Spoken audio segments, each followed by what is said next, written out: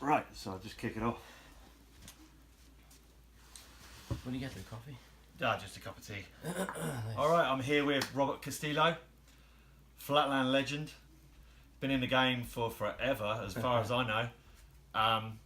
Robert, how old are you? How long have you been riding? Been riding over 30 years since, gosh, it's just been so long. I'm 49, I'll be 50 in February. So yeah, 32 plus years I've been riding. Yeah, how did you get into flatland? I grew up in a small town in Texas, Del Rio, Texas, and I say this a lot, but everywhere to get around that town at the time, I lived in San Felipe, which is one side of Del Rio, and to get around it was always on a bike. So I was on a Schwinn BMX or Schwinn bike at the age of 3. I was already riding, but I got into BMX, kind of just jumping curbs, doing whatever, like 12, 13, and then when I was 14, 15. I just started jumping anything I could. I started, building dirt jumps, and then BMX Action Trick Team came around in 82, I think it was, 82 in Del Rio, and they had a whole tour that they were doing, and they were at the Bike Barn in San Antonio, Texas, and so they came down to Del Rio. They knew somebody there. They set up at the mall, at the Plaza del Sol Mall, and I watched Mike Buff, Pat Romano, Arl Osborne do the BMX Action Trick Team show there. Right in my hometown, I was hooked. Wow, so growing up in England, I always used to see your name in the magazines. were you straight flatland from the beginning? Because I remember back in the day, you had to. I don't know if it's the same at the AFA, but we had the English equivalent, was called the UK BFA, Right. and you had to do flatland and ramps. Did you have to do both? No, we didn't have to, but back in the day, as everybody kind of did everything. Yeah. They dabbled in ramps and dirt jumping, and then BMX. If you were in BMX, you were in BMX. You probably raced. You definitely jumped some curbs and dirt jumps. If you were flatland, I'm sure you hit up a quarter pipe. So honestly, when I first started, I went from, dirt jumping, to riding my buddy's quarter pipe that we built. Jake Carson built the quarter pipe. Hernan Cadena, another buddy of mine, had built one. It was a 6 foot tall ramp that had like 2 feet of vert. It was like 4 or 5 feet wide, and we thought we were having to like just hit this thing, go up and just do an air. But anyway, so back then, to get back to your question, I kind of rode everything, but I started dirt jumping, riding some quarter pipes, ramps, and a lot of these things got torn down. And I did dabble in flatland some. But I remember when I was in San Marcos, or later, 10th grade year, going into San Marcos, Texas, where I really started riding flatland. I just got tired of my ramps getting torn down, so I just focused on flatland a little bit more, even though I rode everything before. So it was more like 84, 85 when I was getting ready to move to San Marcos that I started really focusing on flatland. And right about that point, about a year prior to that, my brother got into it, about 2.5 years after I did. So when he got into it, it was just flatland. We were just pushing each other to do it, and I always pushed him to kind of get into it. And he used to be a breakdancer. He used to make fun of me and give me a hard time. And then when he got into it, he's like, well, I'm getting into it now. And he really pushed to get better. So yeah, that's kind of what... What's it like riding with a brother? Were you like doing the same tricks? How does that work? Interesting. Was there like a rivalry? It kind of was. I remember, and he's told this story too, but I kind of have a little bit of different variation or some different variations to it. When I rode in contests, I was really, still am to this day, just a nervous rider. So I think riding so much, I was just really consistent. So I didn't always do my hardest tricks. But anyways, going back to riding with someone like that, Ruben had gotten into it, and he just emulated or copied everything that I was doing, and I was copying what everybody else was doing, Martin and this guy, and I started to develop my style based on what other guys did, and then I'd take that trick and make it my own, or not my own, but make it a little bit different. And I had a few tricks that I invented, but riding in flatland with him, it was like I wanted to have him have his own style and do his own tricks, because he rode in the class prior to me. So I remember us sitting at dinner one day, and I was just like so mad at my brother he'd go out there and he'd do a couple tricks that I was waiting to just show the contest. So there wasn't a real rivalry with us. We were really bonded. Me and my brother we've always been close, and we've had our ups and downs, but we've always been close. So when he rode, I pushed him. and he pushed me. I went to Japan to do some shows, and then came back, and he was just at a whole nother level. Really? So when did you start competing? What age? Let's see. It was probably 85, early 85 that I really started to compete. And Scott Patterson out of Texas had a GT BMX racing team, and he wanted to develop a freestyle team. So he took me under his wing, or I basically just followed whatever he wanted to do. He wanted to put on contests. He wanted us to do shows. We did a few shows. Ray Santillane, Jeff Latimer. There was guys like Jack Smith coming up. But me and my brother were just there, and so he's the one that helped us get the co-sponsor through GT. And it was just a super, very mild co-sponsor. So you and Ruben both got sponsored at the same time? It was me first. Yeah, that's what I thought. Yeah, it was me first, and then my brother was really coming up really fast. I mean, he was learning, I really believe he was learning twice as fast as anybody I've ever seen. And it wasn't that he put in that much more time. I think breaking and breakdancing and doing stuff like that. He was small, he was just real agile, just really developed his style. But he came in a little bit later after going to GT. But yeah, Scott Patterson was a huge deal for us, getting sponsored by GT. So that was cool, and that turned into a couple contests. We ended up going to Florida. We won a national there, me and my brother, and that's when GT really, said, hey, we need to do something in Texas with Scott Patterson.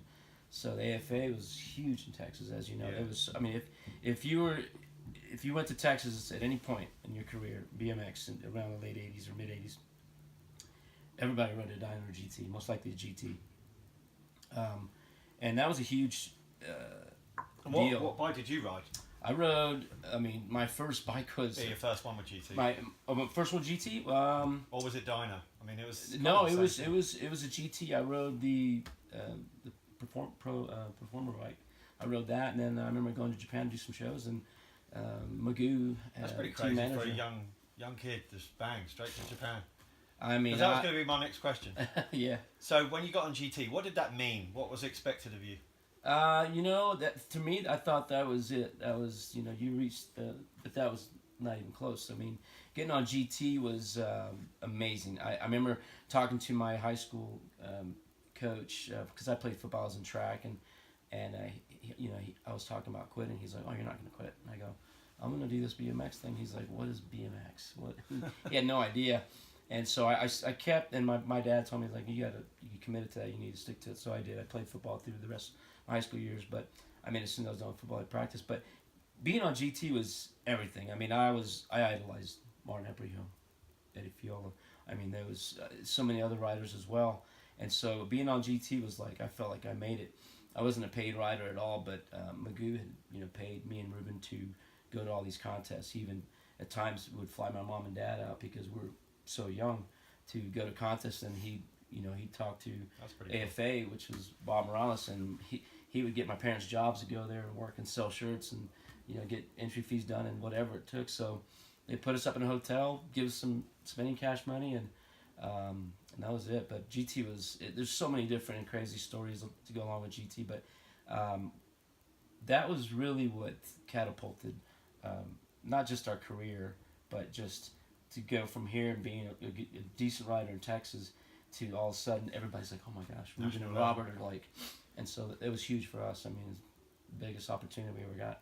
Did you see like a lot of magazine coverage coming your way? I mean, as a result of riding for a GT, was it noticeable, or because you used to get a lot of coverage, but did you notice it at the time, or was it? Oh yeah, I noticed it. I mean, I remember getting a little picture and a little picture on an ad of GT, and I'm like, it was an ad for Martin. I remember it was me doing a mommy hopper, and it was just showing the backside of me, so you couldn't even tell it was me, but I knew it was me because how my bike was set up. So for me, just for that's a big deal. That was me. And then I had another picture of me doing some upside down trick, and they said something in the magazine like, we don't even know who this guy is, but I obviously rode for GT at the time. But the big time stars back then were Martin Eddy and Josh White and Dyno DeLuca and those guys. And I remember meeting Dyno DeLuca and Dave Voelker at the Velodrome. So and that was it. When we went to Velodrome, we did pretty good there, and that even helped you out more. But the big win in Florida for the AFA was huge. We came back, and I think we won almost every class. I mean, it was Jason, Jeffrey, Girl, Tamaya, Ruben, me, Martin. I think he placed in the top 3, but we had won all the other classes. You know, there was Brett Hernandez, Trevor. I mean, Brett. Yeah, really good team. I mean, there's so many good riders. Every class had such good riders, but GT just, you know how GT was. They just wanted to be number one, and it's good to be that. But that was the pressure about being with GT, is that they wanted you to be number one. I mean, me and my brother at one point wanted to turn pro, and they were kind of like, well, we have our pro rider. So I don't regret it, not turning pro, but that's kind of what held me back and turned me in. You know, when I started doing shows, I just got hooked to that, because I felt like with contests changing and going to these jam sessions in 45 minutes, I just didn't have the style for it, you know, and I didn't like doing that and rushing it. My brother had it all. I mean, he could go out there and whip out, you know, 10 tricks in 45 seconds, you know. So... Well, Todd, it's funny you say that, actually, because Todd Carter, I was just talking to him a moment ago before we did this interview, and he said that you were the guy that invented the whole thing about no dead time between the tricks. That was down to you. It was, but I had a whole different way of setting up my tricks. Like, you know, one thing that I noticed how Martin Aparijo rode, he rode like in figure eights.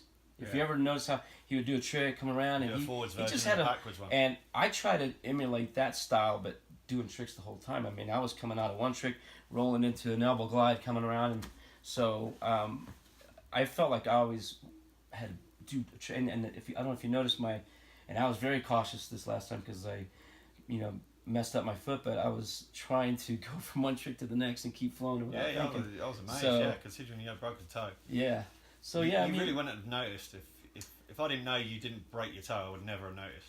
You know, I had a few ibuprofens in me, and the adrenaline and from the hype from the contest and everything going on, it just was really disappointing. So it was kind of like a catch-22. I'm like, well, I want to compete, but I don't want to do shitty, and I didn't do as good as I wanted to. But you know, considering all, I was really stoked. But that was probably one of the. I'll be honest right now. That was probably one of the hardest contests emotionally for me, because I had worked pretty good to get here to ride good. I felt like I was riding good, and then to that happened. Then to decide last minute, I didn't even have the right shoes or nothing. I didn't have my riding shoes or nothing. I didn't ride pants, and I rode pants and a different pair of shoes. So to do that was awesome. And then when they called me third, I was just happy. So yeah, you killed it. Yeah, so contest and going from one trick to the next, I didn't feel like I ever did a lot of tricks that fast like my brother, but my brother had a lot of combos. You know, he could literally go out there and his tricks might have not been. Yeah, it was so. But that's interesting that Todd said that, because I never felt like I did a lot of tricks in the run. I felt like I just had a flowing style. It was referred to back in the day as up-rocking kind of style. Yeah. And I think McCoy was famous for it, but Todd says that it came from you. So I'll take Todd's word for it, because he grew up in that era, and he knows he's like me, an encyclopedia. That's cool. So from being a young kid on GT, how long was it till you were on the GT tour? Pretty quick. I mean, you know. And what age was that? Take us through the whole thing. Okay, so let's see. 83, 84, I'm riding. 85 GT, we get noticed. 86, I had won my first national. 87. So my first tour that I really ever even went on was in 87. You know, I went on tour. 88 was a huge tour, because that's when I was really starting to my competition, my class was Kevin Jones, of all people. You know, there's a lot of good riders, but so touring my first year was 87, and so 86 I was just getting out of high school. I went to Japan for 3 months. Ron Stebbin from Freestyle Promotions, he was a judge, and he offered me a job. He's like, well, I got 9 months in Atlantic City, New Jersey, on a stage show. I'm like, okay. You know, I grew up in a small town, so leaving to go to Uvalde, which is an hour away, was a big deal. You know, but anyway, so it was that or go to Japan for 3 months. I was like, Japan, wow, that'd be awesome. So I took the Japan thing, and so I went there. And then when I came back, that was it. You know, I came back in late 80. I mean, it was April, May of 87, and that's when I started really hitting more contests, going on the road. And my first tour that I went on was with Gary Pollock, Martin Aparijo, myself, and then I remember Josh White had flown in for part of the tour to come on there to do the shows. I remember he flew into, I think it was Dallas is where we're at, and he came in and it was on since then. I mean, that must have been pretty cool. Be on tour with your hero. All those guys were. Well, you mentioned Martin earlier. Martin was, and it's cool because now he's just like one of my good friends. We get to hang out like it's nothing. But it's funny. Like I have people and some of my friends like Jake Carson. Some of these. That's so cool. You get to hang out with these guys, and even Mike Taylor, one of my other buddies, and hopefully he's watching. But he's like, so what's it like in a day in your life? I'm like, what are you talking about? He's talking to me like I'm some big star like in California. I'm like, no, it's just like anything else. It's simple. It's regular. There's my life was actually kind of boring at times, and he's like, there's no way you get to hang out with this guy, you get to hang out with that guy, these guys you tour with, this and that. And I said, yeah, but so for me, touring with Martin Aparijo, hanging out with Josh White, it's crazy because me and Martin got along right away, but Josh was kind of quiet. He was, kind of on his own, and so to have him there, I was like, it made me nervous. But I remember doing a few shows with Fiola as well. That was even a bigger deal for me. But Martin brought me in as like a brother. Like he really made me feel very at ease, But doing shows with him, it was a whole nother ball game. He's like, go out there and have fun. But he had a certain way of doing shows, so he was really kind of tough on me on that, and that really helped to develop kind of where I'm at now, So what was it like competing against Kevin Jones? I have to ask that. At what point did you realise, like, holy cow, this guy is the real deal? Kevin Jones, well, in BMX at the time, there was a lot of hype with everything. And being from a small town, you just go in and you believe all that. See, I saw these different teams and all these riders and Seppi Mays and this guy and that guy. And then you'd see some of these guys ride and it's just like, it blows you away, like how'd they get to that point. So, but for me, riding with Kevin Jones, because he was moving up. He wasn't as big as those other guys in the names, but I always thought he was way better. Yeah. But I couldn't accept that because the sport didn't seem to accept it. I mean, if you look at some of his runs from way back then, people didn't even know what he was doing. He was doing some amazing stuff. Yeah. He had his whole posse over there cheering him on, and people were tripping out. But I don't think anybody was ready for Kevin Jones. So for me to compete against him, it didn't seem. I mean, it was definitely like, okay, that's Kevin Jones. Like he's amazing. Mark Eaton, those guys. But all I can say is like there's times where I beat him. So how long did you compete against him for? Was he your main rival? He was just because of the class we were in, but I didn't feel like we had like a rivalry at all. I mean, it was total respect. I remember him and Mark Eaton were hanging out right by one of the booths where my parents worked, and they're like, oh, that Robert. It was at the Velodrome, that Robert Castillo guy, his brother. They're like really good, so that gave me a lot of confidence because I didn't even talk to those guys at all. I didn't hang out with them and talk to them. Kevin kind of went over there, and I always went way out of the way to ride and do my thing. But you know what's weird? I never really thought about that or how I approached it, but I always thought, no, I'm not gonna lie to you, I always thought the only way I can beat him is if I ride flawless and I do a great run, and if he messes up. Yeah. And there ain't no one gonna tell me anything different because he was just at another level. That's plain and simple. Competition. It's a lot of pressure. Yeah, it was a lot of pressure. And GT did put some pressure on me, but they never said, hey, you need to beat Kevin Jones. They never really said that. They just said, hey, Were you on GT when Kevin Jones got on GT? Yeah. Yeah. I've been riding for GT forever. It was just such a weird deal. I didn't feel like I was like a teammate of his. He was just riding for because GT. he seemed to be kind of on his own. He was just on his own, and he had his own deal, and we had our own deal, but yeah. I didn't feel like he was like a teammate. I just felt like there was so many different things that were going on with GT. They had Team GT, Team Giant. They had every rider on the planet that rode from. Yeah, guys like Jay Mira and Dave Mira. I remember being with Gary Pollack doing some shows in LA, and I remember there was 13, 14. Well, I don't remember how old he was, but Dave Mira's. I didn't even really know who Dave Mira was. He's sitting there in the hotel, and I'm like, he's ordering pizza, calling his family on, because back then, obviously we have cell phones, so back then he would just get on there, dial up, charge to the room, and I remember we did some event out there, and he was there. But anyway, so being a teammate of Kevin's and that whole GT, I'll be honest, like all I did was just ride. I didn't look at it as a business. I didn't look at like making money at it. I didn't really want it to be competition. I just rode a lot, and I wanted to to do good. But who was your manager? at the time when I first came on, it was Magoo.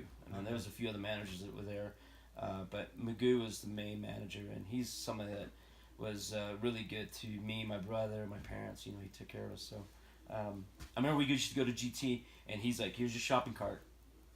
Let's go. What do you want? You buy pegs? Boom, boom, boom, boom, boom." He just throw them in the cart, and then he goes, "Anything you want to take with you right now?" It's just like being at a grocery store. "Oh, you want your gum here?" They'll give you like the pack of gum. "Here, take this," and they'll pack up everything else. And then, so what Mugu would do is he'd go there. He's like, "Anything you want to take with you?" I'm like, "No, maybe the hat or T-shirt." And I go, "Why?" He goes, "Oh, we're gonna ship all this to your house." I'm like, "All right." So we get all that. They send it to the shipping department, and then by the time we got home, it was there. That's amazing. It's cool. It must be a really good feeling to have that. It was. You could just concentrate on the riding, basically. And yeah, exactly. And that was the good thing too, is we had all the support, the money to go to contests, the extra gas, the hotel, the rental. We had all that paid for. So I thought that was it, and it was. I mean, it was everything to us because we grew up. We grew up with not a lot, so to have that was for my parents, and then they get flown out. So GT Pro Freestyle Tour. That's what it's called, right? Yep. Give us a good story from something that springs to mind. About what tours? Yeah. It's funny because now that I do shows and I announce and I'm just kind of out there and riding whatever. Back then, I remember just being in the back far left side of the van, and the van at the time didn't have windows, so I was just very shy, very timid. I just wanted to ride, and when we'd go somewhere, I'd get a hotel. I was packed up minimal. I'd go ride, but I'd say a good story for me. Gosh, there's so many, but I'd say one of them was pretty crazy. We went to Dallas to do some shows. It was me, Martin, Gary, and I remember Josh had just flown in. And it was in the magazine. He was just sitting on the side, just watching us do, because it was always all the flatland at first. Martin would do a little bit of ramps, all the flatland first. And all of a sudden, Josh would sit there with his no shirt on. All of a sudden, put his jersey on, go out there, and he would just put on a show. And that was one of the biggest things I remember, because he was such a rock star at the time. I remember another tour story that we got to do. I think it was for BMX Plus. We went on the road with Spike Jones. Spike Jones had this whole thing where one of the readers would win a trip on tour to GT. So there was a whole gang of us. Spike Jones was on the road with us, hanging out. This little kid, whoever it was at the time, I don't remember. He got to come on the road and experience the whole tour. So for me, because I felt like I was that kid. Yeah. I felt like that I was that kid. I'm like hanging out with guys like Martin Aparijo and Gary Pollack and Josh White, and getting to meet Eddie Fiola, and so I felt like I was that kid. But this kid got to go on the road, hang out with us, and then of all people, like you got Spike Jones on there as well. So that was nothing too crazy, but I mean, if you look back at it now, I mean, you're like hanging out with people like that, and this kid probably is still telling that story the same way I am. But that was a pretty cool story there. Another story that got really crazy, we came into town, we had the Vision Street World Tour. I think it was 90 or 91, and we had this huge half pipe. It was just insane. We went through, and I remember it was me, Dyno, DeLuca, Jess Darenforth, my brother on the road. There was no team manager. It was just us four. We announced for each other. We had a spine ramp. We had this crazy half pipe that GT had built, and it was a pretty amazing setup. Vision Street was one of the biggest sponsors on it. We went to Denver, Pueblo, Colorado, of all places, and it was awesome because we went through there a lot. Beautiful. But we ended up doing the show, hung out with one of the bike shop owners' son and his family, and we all went out, hung out, and then we went to this park where everybody was hanging out towards the night, and we just went there to hang out. And on the way there, when we parked, there was this group of like 30 guys that just didn't like us, and I think it was because we came into town, and I don't know if they thought we took over or what, but next thing you know, Jess is getting thrown around, we're getting punched, my brother's getting rolled over here by the fence, Dino's freaking out, and we're trying to get out there, and they're throwing fireworks underneath our vehicle, our truck, and we were like on empty, and we were so mad, we're like, run these guys over, like we didn't know what to do, but we were just scared, and these guys are just surrounding us. And I remember the guy from the bike shop, his son, or the one that helped run it, he got beat up so bad. And that's one of the craziest stories. We ended up getting out of there. I remember we talked to GT. I remember my girlfriend at the time, her dad was going to try to go down there and get us out of town because we were scared. We didn't know what was going on. We called went to the hotel, called security, and before you knew it, we're half pipes back in California. We're all back, and I got probably the worst of it. But I think that had to do with just, nobody knew what BMX freestyle was, and if they did, they knew who we were. But at the time, it was just there's always a tour story that's not quite so far-fetched like that, but one thing that I've learned about touring is that anything that you can think could happen could probably happen. Yeah. But I will say, for the most part, GT kept us safe. They were really cool. They, took care of us. There's no end as far as money, pay for it, do whatever, take us out for dinner. You need parts, you go to bike shop, you get to go shopping there too. It was the craziest deal being with GT. They were. Yeah, I can't even imagine it. It was it. So. That's amazing. Fun. So, when did you feel like it seems to me like in the modern day, when you look at you now, like the show aspect of being out there from such a young age really shaped your whole life. Yeah. I mean, you're now 49 and you're running your own show company. So, what point did you feel like you went from being a contest rider to a show rider to, hey, I'm going to do this as a business full time for me? Well, I think so when we did that Vision tour, I remember that was 1991, but before that it was 89, 90, where they had changed the format of riding, and I didn't. It wasn't that I couldn't try to compete. I just didn't like the way the format was. So I started getting into more shows, and I really liked that because shows were just another free way of expressing yourself. Competition, I always felt, it's not about being the best, even though most guys that did win at the time were the best. But I just wanted to kind of express myself and not put all the pressure in it. And GT wanted that. I just didn't. So doing shows, I started just traveling, doing shows more. GT, I still competed, did whatever, but I just got out of contests for the overall title. I just didn't care about that. So GT kind of let up a little bit, and I wanted to keep doing shows. So I started doing my own shows. I started booking shopping center mall, and GT was really doing nothing around that time. 90, 91. The Vision Street World Tour was great, but once that was done, it was done, and then things changed. But they did some shows, but not like they used to back in the day. I mean, we had like a few teams that were just going on the road, just doing shows. Team GT, Team Giant, then they'd meet at Woodward. I mean, not Woodward, but they'd meet at Rockville, Maryland. Yeah. Rockville BMX, and we'd do the big old show. I remember that one. So Vision was cool. I liked the shows, the Vision Street World Tour. And then right after that, I started doing my own stuff. I started booking whatever I could, but I just didn't know business. So in 93, 94, I booked some events for Wet and Wild Water Parks. So it was me, my brother, Kevin Gutierrez, another great rider out of Texas. We had this skateboarder, Kevin Martin, that skateboarded with us, and he came in afterwards. But before that, we had Jeff Phillips, of all people. Jeff Phillips came in. We did the Spikes, Blades, and Board show. So that hooked me to the business. That's what I wanted to do. I just didn't know how to do it. I knew how to put on the show. GT basically helped me out with some money. They helped me out with bikes and getting everybody hooked up. So I just knew that I wanted to make it the business, but then the business really was frustrating. I didn't understand it, and I didn't really apply myself to it. So I wanted to do it, didn't know how, and then I remember hooking up with some people in Vegas. I ended up going to Vegas and doing some shows there in a live stage show, and that's when I saw people producing shows and what they were doing and the time they were putting into it. And I was like, gosh, I just kept going up and down, working regular jobs wherever I needed to, but I was just like, this is what I want to do. I just had to figure it out. So in those years, from 91 to 94, 95, I was just trying to do my own thing, and I ended up almost bankrupting the company that I started, and then I just broke it off with an old partner. GT hired me in 95 to work with them. Woody Itson called me. He's like, hey man, Dave Voelker's really pushing to get you out here. He knows you do your own thing. And I said, well, I'm in Vegas doing the show. They came by, watched that water park show at Wet and Wild, which was right by the Sahara Hotel. And Woody's like, yeah, you need to come on board. And Voelker's really amped to get you on board. So he goes, what's up with your riding? Are you riding? I said, well, I still ride. And obviously, I was in the show, but I'm not really progressing. I'm not a contest guy, so I'm not going to do that. And Woody's like, no problem. We got you know, all the contest guys we need, but I need you to help me run the team. So he really helped, and he taught me the business part of it.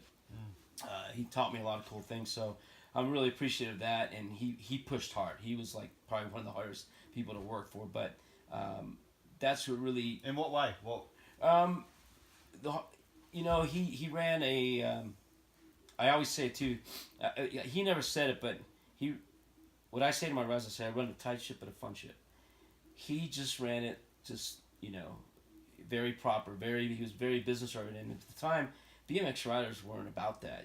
There's a lot of biker-owned companies, and there's a few that at the time were doing good. But he ran that team through GT. We had sponsors. We had everything. We worked out of the office. Just very strict, basically. Just very strict. Some of the riders didn't like it. I didn't like it at times. There was too much pressure. But, it made for a great team. We traveled. We did everything. There's some salaries show rider salaries that you would not believe. So there was no complaint there. So I just knew that that's what I wanted to do. And it really started around 1991 when I was doing that. And then when I went to Vegas, I started seeing all these things. And I'm like, that's what I want to do. I'm not going to be able to compete forever, ride a bike forever. This is something I can do. So it went from there, 95. Then, after 2000, we went to 2001 or 2002. We went to 2001, 2002. We went to do shows for Team Giant. So Woody built their whole program with BMX, with the Satellite Sports Group, with Todd Huffman. So he Was that with Trevor Meyer? Trevor Meyer was there. Yeah, he was there since '95. He was there. Okay, with GT. Yeah, he went from GT to Team Giant to BMX Pros, and then Trevor just went and did his own thing. In fact, he went to ride for Mongoose, and then GT ends up buying Mongoose and Schwinn, or at least Pacific Bicycles. But So, but going back to your question, that's where I really knew that's what I wanted to do. But I just had these ups and downs. Like I didn't know how to really get there, and then with Woody and Team GT, Team GT just really helped to develop my thought process on how I wanted to go about it. So all the tough lessons and the tough things I go through were really instrumental and created a good foundation for me to do what I'm doing now. I learned a lot of what not to do, a lot of what to do. So and that's where. So with the flatland shows, would the guys do the same tricks every day? Was it strict like that? What, flatland shows? Or would guys freestyle? No, Guys like Trevor Meyer, for example. Would he do the same stuff, or would he? Yeah, he had he always had an intro of what he would start out with, and he always had like an ending trick. So we had a basic format, but we had so many riders that were doing shows at the time: Billy Newman, George Smoot, Dave Voelker, John Parker, Rob Nolly, Trevor Meyer. It goes on and on and on, and then we just kept developing new riders. Yeah, I hear Bill Newman's coming back. Yeah, that's what I hear. So that'd be awesome to see him. And he was one of the riders too there. So I wouldn't say any of the shows are the same, but the majority of the shows had Voelker in them, Trevor, John Parker's in them. Core people, yeah. Yep, core people that we had on there, and we were really fortunate because those guys really helped to make our business that much easier in our job. So the shows were never really the same. If you were with Voelker, it was his way, his format, because he knew how to do it. And me and him started developing some really good formats and different things we do in the shows, whether it's double or bunny hop skit or whatever it was. And so Dave was another guy that was really a huge part of me starting my own company too, because he had parted from GT as I had quit from, or not parted from GT, he had parted from working for Woody and doing shows for him, and then I ended up leaving Satellite Sports Group, which was the company Woody owned and ran, and to do my own thing. So at the time, Voelker's like, hey, I hear you're starting up your own thing. I'd really like to come on board and do some shows. So I had a lot of support there from guys like Voelker, Mike Perenni, a lot of good guys. So I just started my own business, and the first year or two was really tough. Like I was literally trying to figure out how am I gonna. I sold the car, bought a ramp, and then I started doing a couple shows. And literally right before we were having to borrow more money or bankrupt, I got a huge deal through a huge company. I won't say the name, but huge company, and that really helped catapult us to really establishing that business. So this is going to be going into our 7th year. We do almost 300 plus events a year. We have some great riders. So almost every day, pretty much. Well, with a few breaks there and there. We do about 80, 90 events in NorCal, and Pete Brandt runs that team. And then Dustin McCarty in Southern California and myself, we run 2 of the teams there. So we have 3 rigs that are just going year round. So you must have some good Pete Brandt stories. Oh, man. Pete Brandt, it's just Pete Brandt and Dave Voelker are 2 of the same because, with Voelker, I clashed with him. I clashed with Pete too, but it's always for the better of the show and to make sure that we keep guys in check. But at times we'd clash, but Voelker and guys like Pete Brandt are the first people you want in that show. Yeah. Guaranteed. You might say, oh, this guy's tough to deal with, or I got to go do this, or so, but they never were late. They always put on a show, whether they were sick or down, or tired, or whatever it was, they always put on a show. Guys you can always count on, honest guys that you can trust. So it's awesome. And to have, if it wasn't for Voelker getting hurt, which he got hurt right before we were going to do one of our last summer, or not last, but one of our summer tours, he'd probably still be doing shows for me, so I've been really fortunate to have all these guys, but being in the industry for that long, you just develop those relationships, and when they can trust you as an owner, a BMX show owner, it creates a really good dynamic for just trusting people to go on the road, because there's not a lot of people that you can. There's a lot of good riders, but not a ton of good show riders. Yeah. It's very minimal. So what makes Pete a good show rider? Well, first of all, he's consistent. He knows it's a job, and he's really good with the kids. I mean, he announces, and he does educational assemblies, and he rides. So with Pete, and he's a family guy, so having a wife and 2 kids, a house, and running this team, it's everything to him. So he's just an adult, and he's 47, so he's just professional, just really easy, and he's been through a lot. He's been through a lot in his life, and to have a family established that way, it's easy to trust him. And I've known him forever. He's just been around the scene forever. So yeah. So 2017, battling the Rockies, entered the competition with a broken toe. What got you back into the contest scene?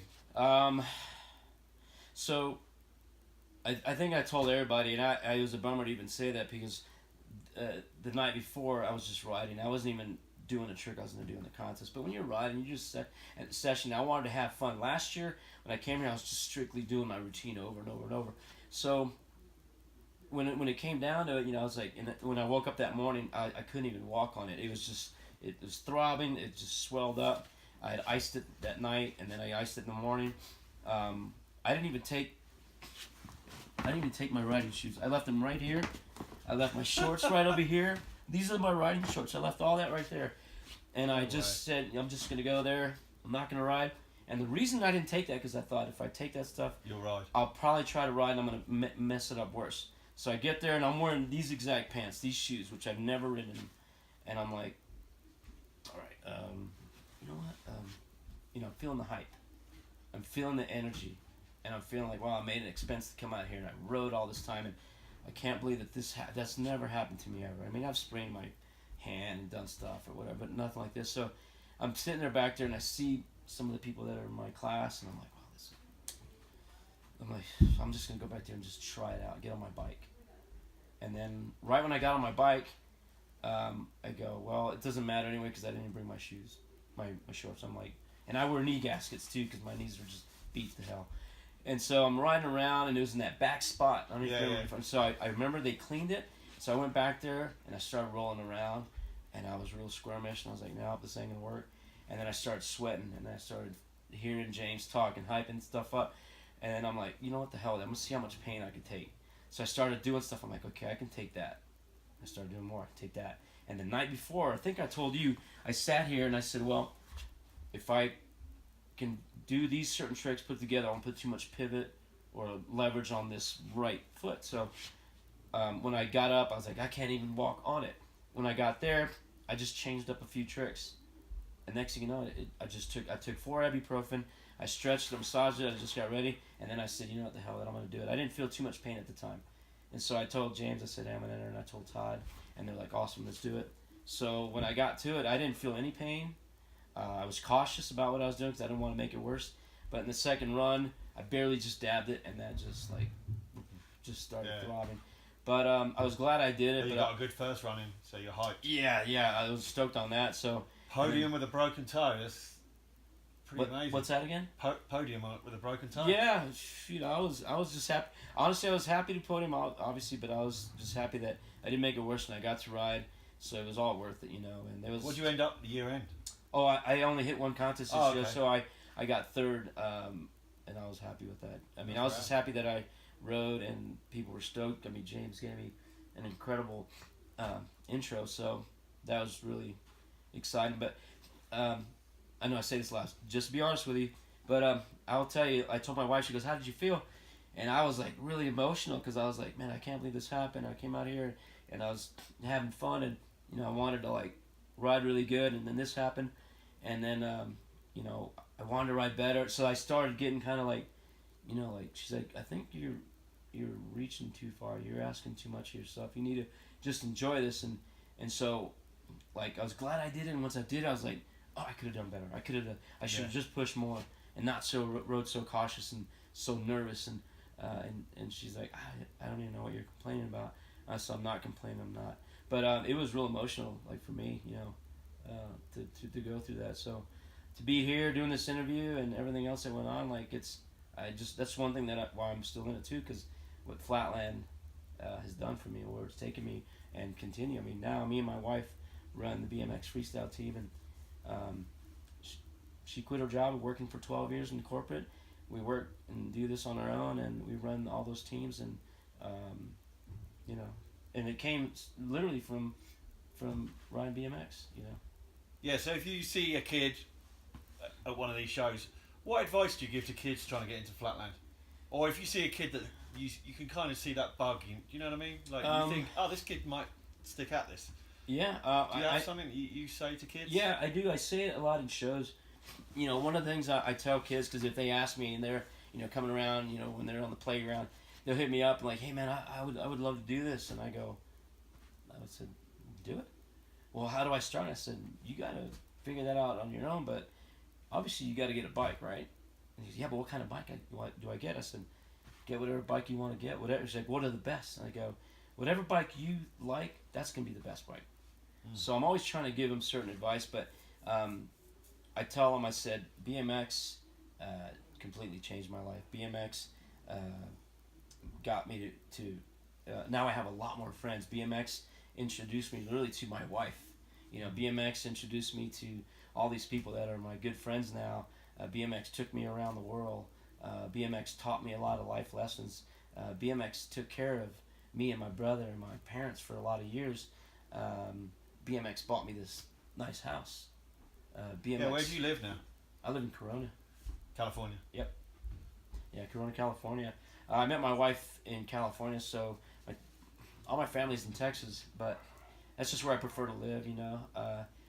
We're literally going to take the show on the road. We want to get an RV and start traveling, because I've always traveled, but I've never seen the world. I've seen stuff. Like today, we did more sightseeing than a lot of times that I've done when I've been on the road, because, you know, you're in the city and the next thing you know, you're out. Sure, yeah. So what I tell kids, going back to your question, what I tell kids is just, you know, if you can think it, you can dream it, you can do it, you know. And I know that sounds cliche, but it's true. You just got to want it. But I also tell them nothing great attained, accomplished, or given by a small price. You know, you want something bad enough, you got to go out and get it. You know, if you want to get good on tests, you got to study over and over, and you're going to fail. But, you know, a big component of succeeding is failure. You know, there's no way you'd be able to learn the tricks you learned. You frame it, you know, if it wasn't for falling down a million times. And I tell kids too, I said, definitely, you know, in our sport, you're not going to fail 4 or 5 times and then get an A+. No. You're going to fail. And I always point at the right. I said, Dustin, you know, or whoever it is at the time, is how many, whatever trick, I said, how many times did it take you to learn that 3-whip or backflip no-hander? 1,000 times. I said, 1,000 times before you did it the first time, or every single time? No, just the first time. Yeah. You know, whatever. So, you know, kids, what we teach them is that this is hard to do, you know. And so, I wouldn't say the stuff I'm telling them is stuff they already don't know. It's just you're teaching kids, and what I'm trying to do is teach kids to change their thinking, that know that mom and dad ain't gonna be there forever, that you're responsible for yourself. You got to create some good habits, you know, to create a great life. And I think for me, I had a lot of good structure with family. I had I still have an awesome, amazing brother and 2 sisters, and they're always, pushing. We're all very tight. We're very strong, very opinionated, very strong-minded group of brothers and sisters, but we're, always there at the end. But, yeah, so what a main thing I tell kids is if you want anything, you're just going to have to work at it. No one's going to help you. The teachers will be here to give you some tools, and your parents will be there to push you, but you're the one that's ultimately going to have to do it. And that's a lot of stuff I say in the school assemblies, because 80% of our business is educational assemblies. Oh, really? Okay. Yeah. So, 2018 coming up. Yeah. What are your plans? That you can say. I mean, I know. Oh yeah, stuff. no. I'm very open book. I definitely want to do more social media, because I got a lot of fans and a lot of people that are like, hey man, we don't see anything of you, and like, are you guys still doing shows? I'm like, are you kidding me? Like, we don't post up but maybe 10% of what we do. 300 plus events. So how can people follow Robert Castillo? You know what? We're on Facebook at Robert Castillo's BMX Freestyle Team, Instagram at BMX Freestyle Team, Twitter it's RC BMXican, YouTube just Google search Robert Castillo BMX. You can find us there. But 2018, we don't really want to do more shows, because shows for me back then were great, but it burnt me out to go ride and practice. So it's the same thing with life. We've got the white picket fence, we got a nice house, and when you get all that, you don't want to be bored, and so for us, we want to just keep things fresh. And we've always said to our riders, let's keep reinventing the wheel. Is it just about quality? It is. If customer service quality, I feel like I'm selling my show here, but it's customer service for sure. When I talk to a client, I'm like, well, hey, so you have kids that ride, or how's the weather out in Washington or wherever you're at, and have you ever ridden BMX, or you're in sports, and so we do a lot of stuff online, a lot of emails, but it's customer. Like, all my clients are people I've been with for a long time. So 2018, I want to keep things fresh. We got really our rigs. We don't really want to build the company more. We want to just keep the shows around where they're at and keep the quality up. I know me and my wife want to buy an RV and just start to really travel and use that RV for the business as well. But just really keep doing stuff. And the one thing I can say about doing shows is I'm always coming up with new ideas of what to do. Like, we have 3 setups, and the tricks we do in the shows are kind of the same, but all 3 setups are completely different. So we try to offer a lot of different styles of BMX. I mean, we do this thing called BMX Limbo. We have a grind where we have these mini launch ramps that we try to emulate, like a setup like what Evel Knievel does in his shows. And so we're always trying to come up with ideas of what we're doing, but just basically keeping the shows going. Business is like anything, that's going to go up and down. We've been doing the steady climb. We went from 70 shows to 100 shows to 150 shows, and it just keeps climbing. So me and my wife love what we do. It's created a good lifestyle for us. It's not a get-rich-quick program, but we feel like we're rich in life because, we're doing something we love. And my wife, she loves what she does, and, and working with me. I don't feel like everybody's like, oh, working together, it's going to create some tension. You can be with your wife all the time, but she runs her own thing. When I go to shows, she's up, she's working off, she's already getting stuff done. So really, it's just loving what you do, and super happy about it. So let's wrap this up. Any final thanks, Robert? First want to thank my mom and dad. I mean, they really, literally supported us through the get-go. We had nothing, no money, nothing to do. GT, Magoo, want to thank all the riders that were there in GT, Giant, Satellite Sports Group at the BMX Pros, all those guys that helped us out. Big thank you to my wife, because really, she's the one that never tried to change who I was. My family, my brothers and sisters. I want to thank James McGraw. I want to thank Ephraim for doing this interview, and James for hosting this contest and pushing it. There's a lot of things that are going on in Flatland and a lot of things in BMX. I think just the simple fact that people are doing. Yeah, it's an exciting time, actually. There's a lot. It is. There's a lot. I think there can always be something to complain about, but when someone's doing and pushing, you just, I think that's a good thing. Like, I'm sure there's people that don't like whether it's how I live or how I ride or how I run my business, but